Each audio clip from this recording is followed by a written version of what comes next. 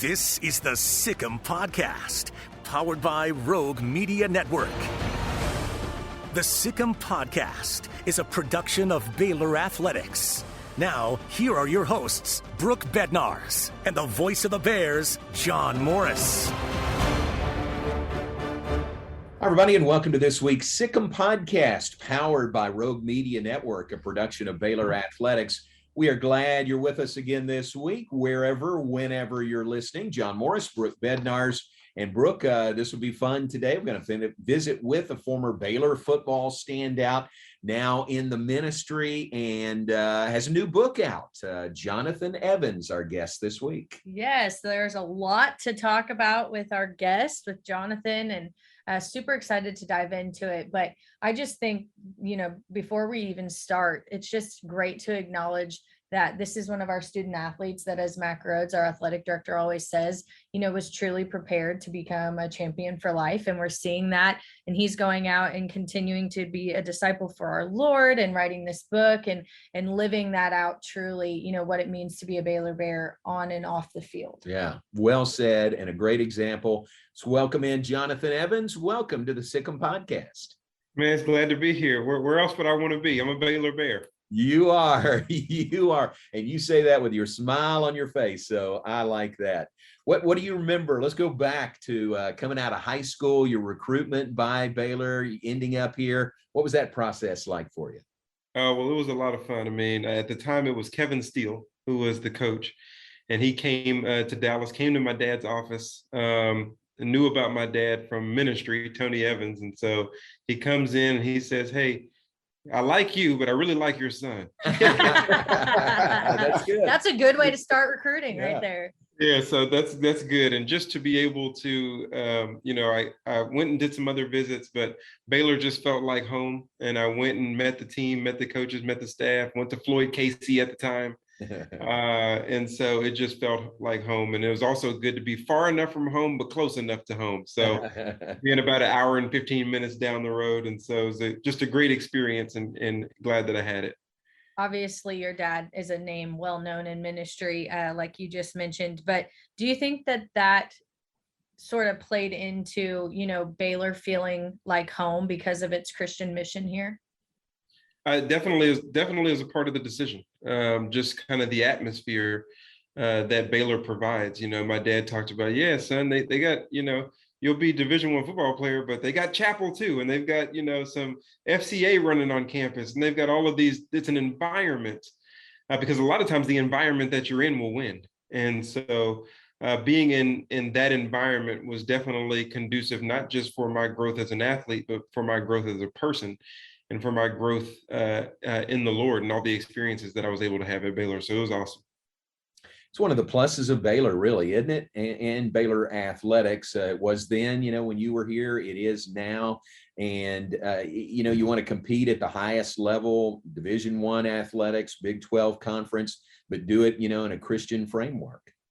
Yes, you want to operate in that framework. Every football game has boundaries and referees. In other words, they're giving you a framework. You're allowed to be free, but not free outside of that framework. And so what Baylor provides is a different type of freedom than most people would think. Most people think freedom is doing whatever you want, whenever you want to do it.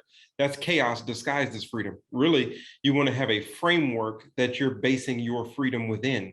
And Baylor provided that. It was a constant reminder that even though you're away from home, you're at home because we carry the same value system as your home.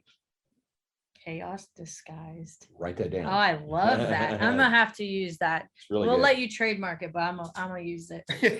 Definitely, go ahead. So walk us through some of your playing days. Obviously, you had a good career here at Baylor, enough to make it to the league. So kind of walk us through those days and reminisce on what it was like to wear that green and gold jersey. Well, I tell people that we made the foundation that RG3 stood on now. So You're the base he of that has the statue out statue. there. Yeah, he has the wins. He's got the Heisman and all of those different things. The teams in those days were really great. But we had to lay the foundation. It took several years. When I was playing, we probably won 3 or 4 games a season at max because we were in the building phase. And there's always a group of people who have to go through the building phase in order for success to be had by the next generation.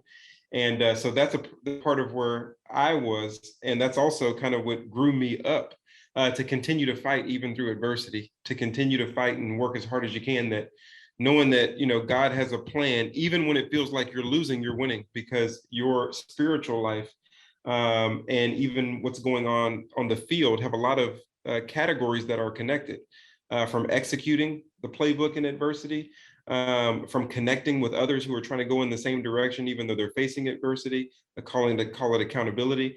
I mean, my dad, Coach Steele, Guy Morris, who was my coach for 2 years as well, continued to just kind of throw those things in there as we were building and laying the foundation for the success that Baylor's having now. So when you put in all that work and you go brick by brick, you turn on the TV now and you're just like, wow, look at this. It's awesome. I hope you take pride in what Baylor's doing now, because you're right. I mean, you were part of that foundation that built it to where we are today. Mm-hmm. Yeah, so I do. I mean, when you walk up to my house, there's a Baylor Bear mat right outside. Nice. When you go in my media room, there's a big bear mural that was drawn in, that was painted in, that's doing, putting up the big bear claw up. Nice. Me and my wife have all the Baylor t-shirts. Our kids are slowly being indoctrinated as much as we can. And they have Baylor cheerleading outfits for the girls. They've got Baylor t-shirts and basketball jerseys for the boys. So it's Baylor all over the house. And me and my wife met at Baylor, so there's no competition. Nice. Very good. It's a great story. So even safe to say, even though the wins maybe weren't as plentiful as you would have liked during your time here, it was a good experience for you.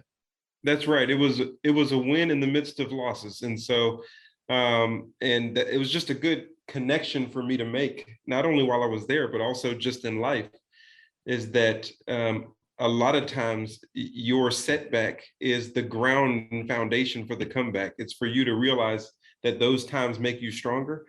And it did. It helped me push through and get ready for future adversity. When I was in the NFL, it was more adversity. I was carted off the field. I was hurt. I was booed. I was traded. I was cut. I had to go play a season in NFL Europe. I mean, I was all over the place dealing with adversity, but I already understood how to push through and just know that if it's not good yet, God's not done yet. Let's dive in a little bit deeper into what you just said. How do you think your time in the NFL and facing all of those different adversities, how do you think that, you talked about being the foundation for the teams now, but Baylor was your foundation for that after you graduated. How did that play a hand in how you handled those situations? Yeah, because I just realized and was coming to realize that, my mom told me this before she passed away in 2019. She said, your greatest ministry will always come out of your greatest misery. And so you can't give up, because normally people are passionate about doing the problem that they've already overcome. And so when you're passionate about helping somebody else, or you're passionate about what somebody else is going through, it's because you have experienced it in it yourself. And without the experience, you're not going to be as effective in where God is taking you. And so when it talks about the NFL, my Baylor experience and the NFL, I didn't have the career that I wanted, but I had the career God wanted, because God was going to make me the chaplain. And I didn't know it. I didn't know that when I was going through all of that in the NFL and at Baylor, that God was going to make me a chaplain of the Dallas Cowboys. This is my 11th year being the chaplain. And so there's nothing a player can tell me that I don't know. There's nothing a player can tell me that I haven't experienced. There's nothing a player can tell me about being cut, traded, hurt, rejected, feeling depressed and anxiety about what they're going through. And it's the same thing with Jesus. We serve a great high priest who can sympathize with our weaknesses. And the reason why is because he lived it. He didn't just, he doesn't just know it, he's experienced it. And he takes us through those same things so that we can minister well. Yeah. The things you've been through in your life, in your career, even outside your career, really uniquely qualified you for the position you're in right now. Yeah, that's exactly right. I've heard it said before that God doesn't call the qualified, he qualifies the called. And so he sends you through the maturation process to qualify you for what he's called you to do. And a lot of people say, well, I'm not ready. I'm not ready. Well, trust me, he'll make you ready. You may not like how he does it, but when you get there, you'll understand the so often question asked. in the midst of a trial is why. Why God, why God, why God? And you have to have the test in order to have the testimony. The test comes first. And so that's just a part of the process. What was the process like to becoming the chaplain for the Dallas Cowboys? Well, it's funny because my NFL career was really me saying no to God pushing me in a different direction. So I used the NFL as a scapegoat to not be a minister, to not be a preacher. Look, my dad is the preacher. The son doesn't, it's like Michael Jordan's son trying out for the Bulls. It's not a good idea. I didn't want to follow my dad in anything that he did because he was so great at it, him and my mom. And so I kind of used the NFL to be hard-headed towards what God was actually speaking into my heart. And then finally, I had a final injury. I was about 29, and I tore my Achilles tendon, and I hit the ground. I was working out to try to go back to the Kansas City Chiefs, go back to the NFL. I got a call from Kansas City. I tore my Achilles tendon, and I laughed and cried at the same time. And I remember all the players coming over like, how can you be laughing and crying? What is going on here? I said, it's the clearest I've ever heard God. I was wrestling with him like Jacob, and now he changed how I walk. And so it's clear as day. I put on my boot, I put on my crutches, and I went to seminary limping. And so I experienced that wound, for his wonder so that I can actually move forward. While I was in seminary, limping around, I got a call from the Cowboys that, hey, we're considering you to be the chaplain. And so that call came when I decided to walk his way, even if I was limping. So at the moment that I decided to go the direction he was calling me, then the call of destiny showed up, but it wouldn't show up while I was being hard-headed. And so that was the process of becoming the chaplain. As I walk into the locker room, DeMarcus Ware is still there, who I came in with in 2005. And he says, Jay, what's going on? I said, nothing. I'm here to be with you guys. And he said, well, where's your locker? Because he's thinking I still play. Right. And I said, I don't have a locker. I'm here to be the chaplain. And he said, what? It was a funny day, but it was kind of God bringing things full circle, because I started with the Cowboys in 2005, and I was back in 2011. Wow. What a great story. Jonathan Evans is our guest, a former Baylor football standout. Get to his book in a moment. New book is out, Fighting Your Battles. We are presented by Rogue Media Network. I've had the privilege of calling games like Jonathan's games and telling stories about Baylor athletics for a long time. Storytelling is an art, and there's a network in town doing just that. Rogue Media Network has produced over 80 original podcasts and shows ranging from comedy, true crime, business, and sports. If there's a story to tell, Rogue Media Network is telling it. You can find this podcast and all the other great Rogue Media Network shows on Spotify, Apple, YouTube, or anywhere you listen to podcasts. Continuing with Jonathan, and your book is out, and by all accounts, man, it's a hot seller. Things are going well. Congratulations on that. No, I appreciate it. I put it out there, and we'll let God do what he wants to do.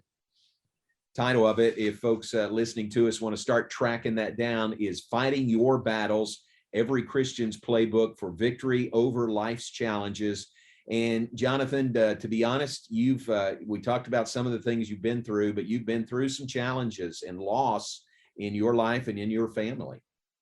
Yeah, definitely have. We lost 8 family members from the span of 2018 to the beginning of 2020, which is a very short time. So every 4 to 6 months. And so it was very depressing 2 years of grief. So I talk about that in the book. The unique thing about this book is that it has QR codes in it every 3 chapters, where you scan it and it's a video of me walking with you through the book. And so you get to see me talk about those challenges. And me and my wife are in one of those videos talking about our 4 miscarriages. Really times in our life where we really had to depend on God, and practically how we thought about it and how we worked through it. And so definitely all of the challenges, but those challenges also create the opportunity to share the story because we're all facing it. My dad always said, you're either in a storm, on your way to a storm, or you just came out of one. Those are your only options. That's how life works. And so I wanted to be a blessing to others based on, the burden that I've had to carry and have gone through. a lot of people, when they face struggles, they kind of compartmentalize it inside, keep it to themselves, specifically with miscarriages, like you and your wife talk about. What prompted you to take those experiences and what you've learned from them and decide to write this book? Because of a message that I've preached before, Genesis 50:20. It's one of my favorite testimony verses. It's the verse for every generation, every person. This is the verse. You meant it for evil, but God meant it for good, to bring me to this present result, to preserve many people alive. That's the testimony. It was meant for evil. It was meant to take me out, but God used it to take me up, to bring me to where I am now. This is the place of testimony. But the place I am now is not just for me. It's to turn around and preserve somebody else. And so whenever you're able to use a weapon against you for good from you, then you have been able to understand how to turn the tables. And not only turn the tables, how to bring more restoration even to yourself. When Job prayed for his friends in the last chapter of that book, God restored him. And so it's something about taking your internal struggles and making them an external blessing that actually boomerangs right back to you. And so we're in this together. It's accountability. Bear one another's burdens. A brother is born for a time of adversity. Iron sharpens iron. We're in it together. And so I just wanted everybody who would to come in and huddle up. Jonathan, one of the things out of the book you say is God owns the victory. What does that mean from your perspective? Well, I think that we have to understand that stewardship is not just about money or materialism and things of that nature. Stewardship is also the battle. God says in 2 Chronicles 20:15 that the battle is not yours, it's the Lord's. In other words, he owns it. So you're not even supposed to own your struggle. You're supposed to be a steward of it, not an owner of it. And a lot of times we're carrying a burden that we really shouldn't be carrying, but God is allowing us to carry it because we won't give it to him. We want to be the owner of the outcome. And whenever you try to own the outcome, you'll have to carry a burden that you aren't built for. And a lot of times in our battles, we realize real fast we're not as good at being God as God is. And it takes you to dependency. It helps you recognize, let me give this to him. But it also helps us to understand that victory is not something we're fighting for. Victory is something we're fighting from.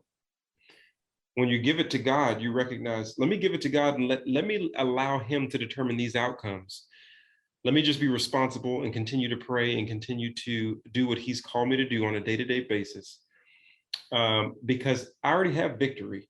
So I don't need to go look for something I already have. That's a very frustrating thing. There was a time where I would bring I was looking for my cell phone and I was frustrated. I was all over the house looking for this cell phone. And then my wife called it for me and it rang in my back pocket. It's a very frustrating thing to look for something you already have. Yeah. And many Christians spend a lot of time doing that. And so we own the victory. So you don't fight for something you own, you just fight from it. A lot of our student athletes that we visit with, it's neat to hear their stories and to be able to tell those. But a lot of times what we come across is that they kind of find their identity in their sport and as a student athlete here at Baylor. And so very fortunate we have chaplains as yourself to help them remember that they're a child of God first. But part of that sports analogy that I love that is all throughout this book is talking about how the Bible is the true ultimate playbook.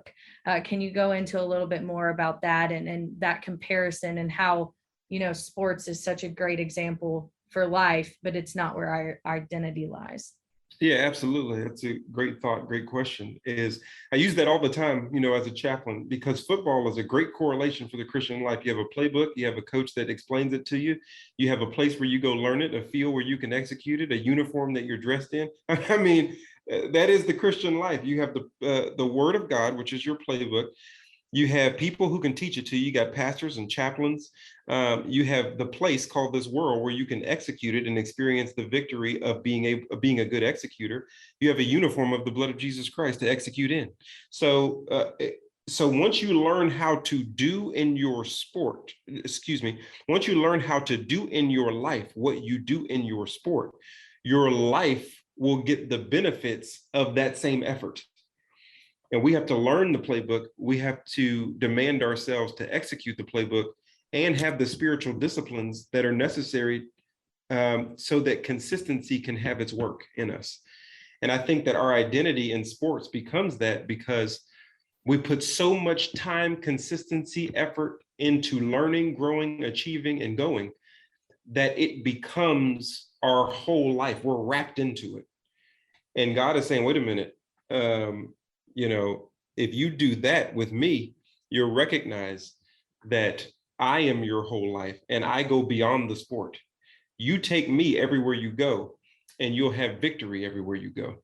And that's what we have to understand. For readers, is this a good book to read after a storm, before a storm, during a storm? What's your viewpoint on that? All three. You gotta read. It's good to read it before a storm because it's better to build your foundation before the storm comes. Because you cannot work on a foundation during a storm. You can work on it after a storm. You can work on it before the storm, but you can't get out there and work on it during the storm. So if you're before the storm, read it. If it's after the storm, read it so that you know how to build it next time. And if you're during the storm, you still want to read it. You may not be able to fix the foundation, but you can certainly have encouragement to go through it. And so it's all three. Jonathan, some of your funniest illustrations in the book, Fighting Your Battles, are involving your kids and your family. Tell us about your family and how you're training up those kids. You said ages 13 to 3. Yeah, 13 to 3. I've got 5. So, I'm definitely the bear claw. The whole thing is filled up. That's right. Yeah, the whole hand is there. And so I have my oldest is 13, Kelsey. Then Jonathan, the second, is 11. We call him J2, just throw a little swag in there. And then I've got Camden, who's about to turn 9, Kyler, who's 7, and Jade, who's 3. So 3 girls, 2 boys. And I spend a lot of time just with them. The faith is passed on. Studies show at the table or in the living room. And so parents doing their job to impact their kids, to teach their kids. So every night we try to have dinner as long as they don't have practice or sports together. And I always pull out one verse. I always talk to them about it, and they give me the whole, oh, Dad, you're always preaching, But, that my dad did us the same way. And that's what we remember the most. And so any time that I can spend with them, teaching, loving on them, asking them questions about school, what they like, where they want to go, what they want to do, just peering into their life, that family time means the world as they continue to grow. And so that's where I focus my energy. I love that. That's great. Well, the book, like I said, seemed like it's doing great. Where can folks learn more about you, find the book? What's the best way to direct people to get a copy of their own? Yeah, so you can just jump on Amazon or anywhere books are sold, but Amazon, write a review there if you can. That'll help continue to get the word out. And because we want to help as many people, because we're living in storms. We're living in COVID. We're living in losses. We're living in world storms, war storms, personal storms. And so that's definitely a good book to read. And then you can find me by just looking my name up, Jonathan Blake Evans, full name. So that's the Instagram, that's the .com, that's the Facebook. Just look up Jonathan Blake Evans and we'll connect there. You can find that book anywhere you find a book. You can also find podcasts like this on Rogue Media Network, wherever you find that. You can watch on YouTube or listen now, wherever you get your podcasts. But have you been interested in finding a new podcast in addition to the Sikkim podcast? Are you interested in true crime, funny 1-star reviews, or inspiring stories? What about the history of Waco or the famous people who have lived and worked here? All these and more are produced by Rogue Media Network. There are over 80 different shows, including this one, with more coming all the time. If there's a story to tell, Rogue Media Network is telling it. Jonathan, I know you were here the first football game of the year, the Albany game. If you can get a break in your kids' schedule, their schedule, come back and see us. Come down for a game. We'd love to. They'd love to. Even if they don't want to, they're still coming if we're coming. So we'll definitely be there as soon as we can. He's teaching the faith. He's teaching sports. Train them up right. Baylor. All the good things. We're so happy for you. We're proud for you, man. And it's great to have you on the Sikkim podcast with us. Yeah, thank you for having me. All right. Jonathan Evans, website, jonathanblakeevans.com. The book is Fighting Your Battles, Every Christian's Playbook for Victory Over Life's Challenges. Check it out, get your copy, and know that there's a Baylor Bear that's the author of this book. Absolutely. It was great to visit with you, and we can't wait for our chance to dive into this book as well. Awesome. Thank you, guys. Jonathan, thanks very much. For Jonathan Evans, for Brooke Bednarz, I'm John Morris. Thanks for joining us for this week's Sick'em Podcast. You've been listening to the Sick'em Podcast, powered by Rogue Media Network. The Sick'em Podcast is a production of Baylor Athletics.